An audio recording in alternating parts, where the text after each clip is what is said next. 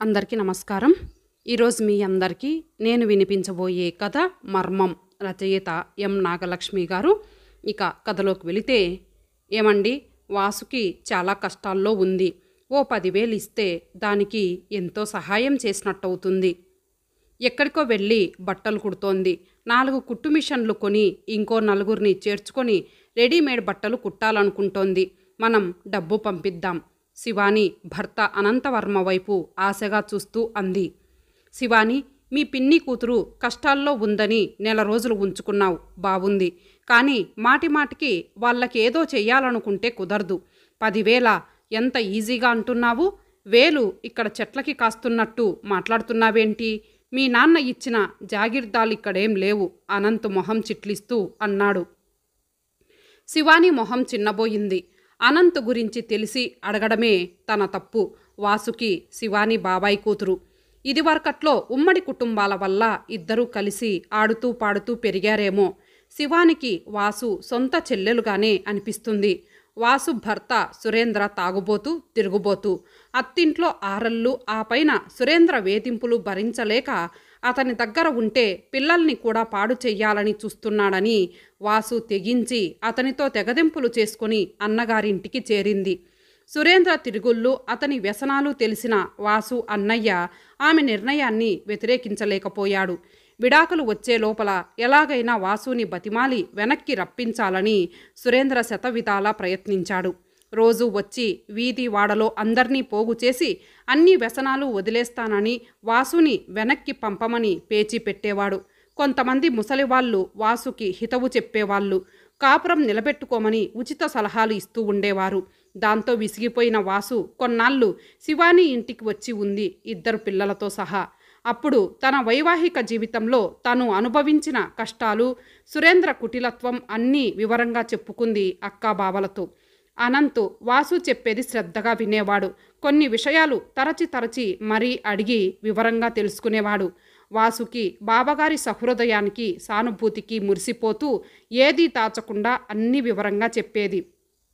ఏమండి, వాసు కథని నవలలా మలిచేగా మీరు నవలల పోటీల్లో మొదటి బహుమతి సంపాదించారు. అందులో సగం, పోనీ ఓ 10,000 ఇవ్వడం న్యాయం అంది శివాని. అనంత్ రచయిత. బంధువులు మిత్రులు ఇళ్లల్లో కథలు సంఘటనలు అన్నీ జాగ్రత్తగా గమనిస్తూ ఉంటాడు. ఎంతో సానుభూతి చూపిస్తూ వివరాలన్నీ జాగ్రత్తగా రాబడతాడు. వాటికి ఇంకొంచెం చిలవలు పలవలు చేర్చి మసాలా కలిపి కథలుగా మలుస్తాడు. నాన్సెన్స్, వాసుకి కథేమిటి? అలాంటి కథ ఒక్క వాసుకే ఉంటుందా? అలాంటి వాళ్ళు సురేంద్ర కంటే నికృష్టమైన వాళ్ళు ఎంతోమంది ఉన్నారు. ఏదో మీ వాళ్ళ కథల వల్ల నేను రచయితనైనట్టు మాట్లాడుతున్నావు. అనంత్ బుద్ధి తెలిసిన శివాని మొహం చిన్నబోయింది. ఏమైనా అనండి, మీలాంటి వాళ్ళంతా ఎదుటి వాళ్ళ జీవితాలని ఎక్స్ప్లైంట్ చేసి డబ్బు చేసుకుంటున్నారన్నది నిజం. చాలా బాగుంది. నువ్వలా అనుకుంటే ఎవరికీ అభ్యంతరం లేదులే. కొన్ని సంఘటనల ఆధారంగానే కథలు సినిమాలు పుడతాయి అంటే ఆ ప్రొడ్యూసర్లంతా ఎక్స్ప్లైంట్ చేస్తున్నట్టేగా. ఏ కథకైనా కొంతవరకు నిజ సంఘటనలు ఆధారం అవుతాయి. ఒక్కోసారి కల్పన నిజమవుతుంది. అనంత్ తనని తాను సమర్థించుకుంటూ అన్నాడు.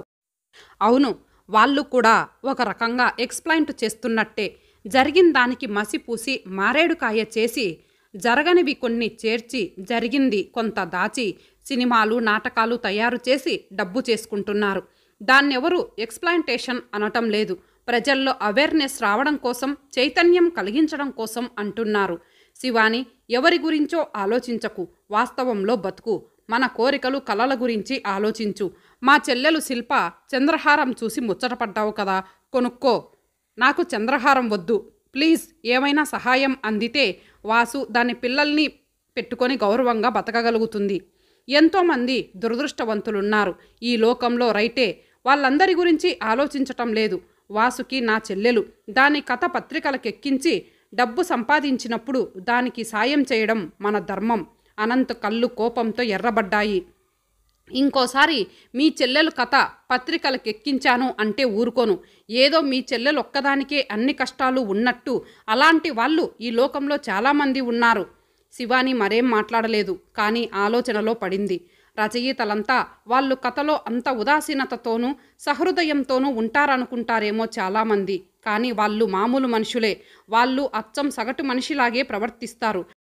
అంత సంకుచితంగానూ ఉంటారు. ఉదాత్తత, త్యాగబుద్ధి అన్నీ కథల వరకే. ఇది వరకోసారి అనంతుని తను సరదాగా వెక్కిరించింది కూడాను. బావుంది శివాని నువ్వన్నది. రైటర్లు మామూలు మనుషులే.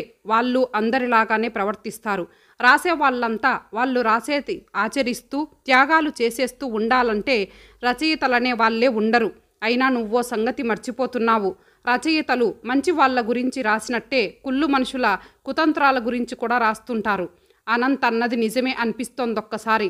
100లో అయితే అనంతుని అడిగో అడగకుండానో సాయం చేయగలదు తను. హైదరాబాద్ వచ్చినప్పుడు వాసుకి బట్టలు, తన చీరలు, కొంత సామాను, పిల్లలకి 4 జతల బట్టలు కొత్తవి కొని అన్నీ ఇచ్చింది. కానీ అదే మూలకి వాసుకి 10వ తరగతి ఫెయిల్ అయింది. ఏ ఉద్యోగమూ రాదు. కుట్లు అల్లికలు బాగా వచ్చు కాబట్టి కుట్టు సెంటర్ లాంటిది పెట్టుకోవాలనుకుంటోంది.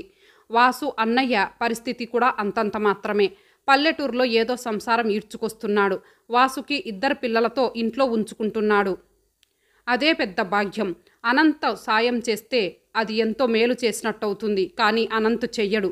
వాసు ఎవరింటికో వెళ్ళి వాళ్ళ మిషన్ మీద బట్టలు కుట్టి సంపాదిస్తోంది. ఓ షాప్ లాంటిది ఉంటే వాసుకి స్వతంత్రంగా బతకగలుగుతుంది. కానీ అమ్మా పెద్దగా అరుస్తూ ఏడ్చుకుంటూ వస్తున్న మల్లమ్మని దొడ్లోకి లాక్కుపోయింది శివాని. ఏమిటే, ఏమైంది, ఎందుకలా అరుస్తున్నావు అని అడిగింది. మల్లమ్మ మొగుడు కామెర్ల వ్యాధితో మంచం మీదున్నాడు. ప్రాణం మీదకి రాలేదు కదా?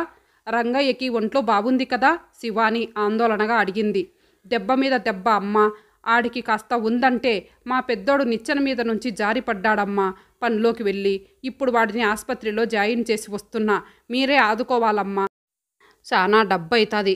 కాలు ఇరిగింది. కొంచెం డబ్బు సర్దమ్మా మల్లమ్మ కళ్ళు ఒత్తుకుంటూ అంది. రంగయ్య మంచం మీద ఉండడంతో మల్లమ్మ పెద్ద కొడుకు 12 వాడు స్కూల్ మానేసి కూలికి వెళ్తున్నాడు. తాపీ మేస్త్రి దగ్గర పనిచేస్తూ నిచ్చెన మీద నుంచి జారిపడ్డాడు. మల్లమ్మ ముందరే 200 అడ్వాన్స్ తీసుకుంది. ఇప్పుడు ఎంత ఇవ్వాలి అని ఆలోచిస్తూ లోపలికెళ్ళింది శివాని. శివాని, మల్లమ్మ ఎందుకు ఏడుస్తోంది? దాని మొగుడు బాగానే ఉన్నాడంట. కొడుక్కి కాలు విరిగిందట.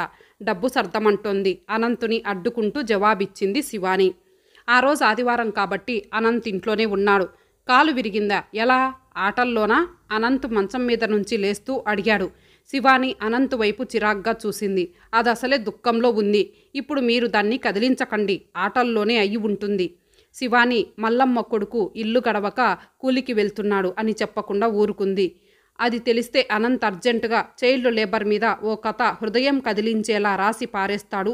అనంత్కి ఆ మాటకొస్తే రచయితలకి ఇలాంటి విషయాలు తెలియవని కాదు. కానీ అనంత్ ద్వారా మల్లమ్మ కథ పత్రికకెక్కడం శివానికి ఇష్టం లేదు. 1000 రూపాయలు చేతిలో పెడుతున్న శివాని వంక ఆశ్చర్యంగా కృతజ్ఞతగా చూసింది మల్లమ్మ. శివాని నెలకి 400 ఇస్తుంది మల్లమ్మకి. ఇంచుమించు 3 నెలల జీతం. ఎలాగో వీలు చూసుకొని మీ ఇంటి పని చేసిపోతానమ్మా మల్లమ్మ కళ్ళనీళ్లతో అంది. శివాని, సాయంత్రం సినిమాకి వెళ్దాం అనంత్ అన్నాడు 3ంటికి టిఫిన్ తింటూ. అనంత్కి ఆఫీస్ పని, రచనా వ్యాసంగంతో బయటకు వెళ్ళడానికి ఎక్కువ సమయం దొరకదు. అందుకే శివాని అల్లరిగా అడిగింది. ఏంటో విశేషం ఇవాళ? సినిమాకెళ్ళడానికి విశేషమేమిటో? Just like that. Jahnavi, Rakesh చదువుకుంటూ ఇంట్లోనే ఉండిపోతామన్నారు. అందుకని శివాని అనంత్ ఇద్దరే బయలుదేరారు సినిమాకి. ఇటెక్కడికి?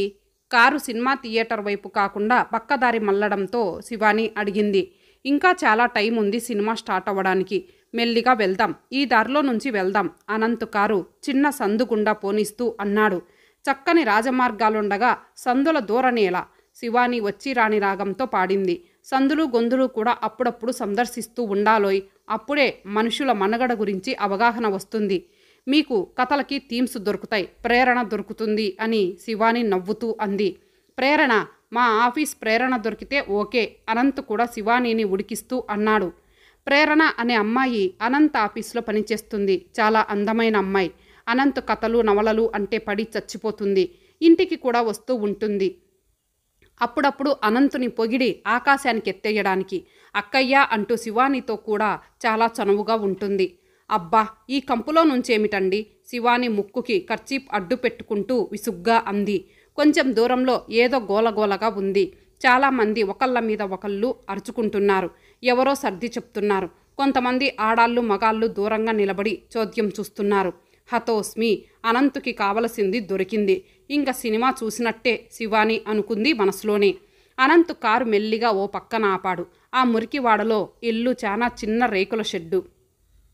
ఒకదాని పక్కన ఒకటి ఉన్నాయి. మురుగు కాలువల కంపు. ఇళ్లల్లోంచి వస్తున్న ఉల్లిపాయ, కోడిగుడ్ల వాసన, మరుగుదొడ్ల వాసన అన్నీ కలగలిపిన వాసన ఉక్కిరి బిక్కిరి చేస్తూ వాంతి వచ్చినంత పనైంది శివానికి. కారు అద్దాలు మూసి మూతికి కర్చీప్ అడ్డు పెట్టుకొని అసహనంగా చూస్తుంది అనంత్ రాక కోసం. సారీ శివాని, ఇంకా ఇవాళ సినిమాకి వెళ్ళలేం. సినిమా మొదలై ఉంటుంది. అసలే కొత్త సినిమా, టికెట్లు కూడా దొరకవు. ఇంటికెళ్ళిపోదాం అనంత్ కారు వెనక్కి మళ్ళిస్తూ అన్నాడు. శివాని వంట భోజనాల పనిలో పడితే అనంత్ సీరియస్గా రాసుకుంటూ కూర్చున్నాడు. ఓహ్, చాలా మంచి ప్లాట్ శివాని. ఆవిడ అతనికి రెండో పెళ్ళాం అతన్ని విడిచిపెట్టేయాలనుకుంటోంది. మొదటి పెళ్ళాం తన కొడుకుని తనకిమ్మని పంచాయతీ పెట్టింది. ఆ పిల్లాడు అమ్మా అయ్యా ఇద్దరూ వద్దు, రెండో ఆవిడ అదే మారుడి తల్లితో పోతానంటున్నాడు. భలే కథ. శివానీకి అనంత్ కథ చెప్తుండగానే నిద్ర పట్టింది. అనంత్ చెల్లెలు ఫ్యామిలీ, ఇంకో 4 కుటుంబాల వాళ్ళు, అనంత్ స్నేహితులు డిన్నర్కి వచ్చారు ఆ రోజు. శివాని పుట్టినరోజని అనంత్ అందరినీ ఆహ్వానించాడు. శివాని 2-3 ఐటమ్స్ హోటల్ నుంచి తెప్పించింది. మిగతా వంట మనిషిని పెట్టి చేయించింది. పిల్లలు పెద్దలతో ఇల్లంతా హడావిడిగా నవ్వుల పువ్వులతో సందడిగా ఉంది. శివాని నెమలికంఠం రంగు పట్టుచీర కట్టుకుంది. తలంటు పోసుకున్న జుట్టు చక్కగా అలంకరించుకుంది. అతిథులంతా శివాని అందాన్ని, అనంత్ చీర సెలక్షన్ని పొగుడుతున్నారు. శివాని కేక్ కట్ చేసింది. అందరూ హ్యాపీ బర్త్డేకి. అనంత్ శివాని మెడలో 2 పేటల చంద్రహారం వేశాడు. శివాని గారు ఏ జన్మలోనో పుణ్యం చేసుకొని ఉంటారు. మా ఆయనకి నా పుట్టినరోజే గుర్తుండదు, ఎక్కడ చీర కొనాల్సి వస్తుందో అని. రాధిక రాజీవ్ వంక టీజింగ్గా చూస్తూ అంది. రాజీవ్ అనంత్ కొలీగ్. అనంత్, మీ ఆవిడ పుట్టినరోజుకింకా మిమ్మల్ని పిలవకు. ఇంటికెళ్ళాక మా వాళ్ళ సనుగుడు గొనుగుడు మొదలైపోతుంది. నువ్వంటే డబల్ ఇన్కమ్ వాడివి, ఎన్నైనా కొంటావు. సతీష్ మూతి బిగించి అంటుంటే అందరూ సరదాగా నవ్వుతున్నారు. అనంత్ చంద్రహారం కొన్నాడని తెలియదు శివానికి. ఆ సర్ప్రైజ్ గిఫ్ట్కి పొంగిపోవడానికి బదులుగా శివాని మనస్సు కుంగిపోయింది. వాసు కష్టాలు కన్నీళ్లు చంద్రహారం రూపంలో తన మెడకి చుట్టుకున్నట్టు ఉక్కిరి బిక్కిరైపోయింది. శివాని కళ్ళల్లోంచి 2 కన్నీటి చుక్కలు బుగ్గల మీదనే జారాయి. దాని అర్థమేమిటో ఎవరికీ అంతుపట్టలేదు. ఆనంద బాష్పాలు కాబోలు అనుకున్నారు. ఆ కన్నీళ్లకి అర్థం తెలిసిన అనంత్ వర్మ శివాని మనస్సులో అలజడి తెలిసినా తెలియనట్టు మా ఫ్రెండ్స్తో తన కొత్త కథల గురించి డిస్కస్ చేస్తున్నాడు ఆనందంగా. ఇంతటితో ఈ కథ సమాప్తం. మరలా మరొక మంచి కథతో కలుద్దాం. అంతవరకు సెలవు. నమస్తే.